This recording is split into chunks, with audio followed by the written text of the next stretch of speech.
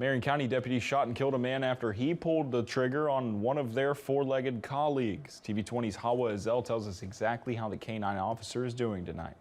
Around 9 a.m., a police K-9 by the name of Leo was shot in a neighborhood in Silver Springs. Early this morning, Marion County sheriffs responded to a domestic abuse call coming from Northeast 144th Court. The situation involved a suspect who was accused of choking a victim.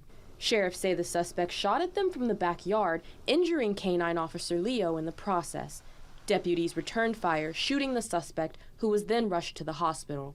K-9 officer Leo was taken to the University of Florida's veterinary hospital. Longtime residents of Silver Springs, like America Santos, say it's a disheartening situation, but not surprising.